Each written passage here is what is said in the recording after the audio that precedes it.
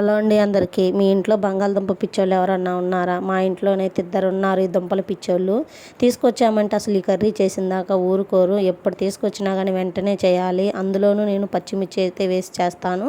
Taste అయితే చాలా బాగుంటుంది. అది కాక ఈ కర్రీతో ఏది చేసినా కానీ చాలా ఇష్టంగా అయితే తింటారు. అందులోనూ పిల్లలు, మా పిల్లలకి ఈ కర్రీ అంటే చాలా ఇష్టం. అందుకని చెప్పేసి ఇంకా వాళ్ళకి లంచ్లోకి అయితే ఈ కర్రీ అయితే చేస్తున్నాను. ముందుగా అయితే బంగాళదుంపలు అయితే ఉడకబెట్టుకొని ముక్కలుగా కట్ చేసుకొని పక్కన పెట్టుకోవాలి. ఈలోపు ఒక ప్యాన్ తీసుకొని అందులో మనం కట్ చేసి పెట్టుకున్న ఉల్లిపాయలు, తాళింపు గింజలు, ఎన్ని కొంచెం వేగిన తర్వాత మనం కట్ చేసి పెట్టుకున్న దుంపలు అయితే వేసుకోవాలి. వాటిలో కొంచెం పసుపు వేసి కొంచెం సేపు అయితే మగ్గనిచ్చిన తర్వాత ఈలోపు అయితే నేనైతే పచ్చిమిర్చి, కారం అయితే మిక్సీ పట్టుకుంటున్నాను. పచ్చిమిరపకాయలు, జీలకర్ర, ఎల్లిపాయలు, కొంచెం అల్లము, అలానే సాల్ట్ అయితే వేసుకొని మిక్సీ పట్టుకొని అవి బాగా వేగిన తర్వాత ఈ కారప్పొడి అయితే వేసుకోవాలి. టేస్ట్ అయితే అదిరిపోయిద్దండి. నేను ఎప్పుడో ఒక్కసారి తిన్నప్పటి నుంచి ఇలానే చేస్తూ ఉంటాను. మరి మీలో ఎంతమందికి ఇష్టం అనేది కామెంట్ చేయండి. ఈ వీడియో నచ్చితే లైక్ చేయండి.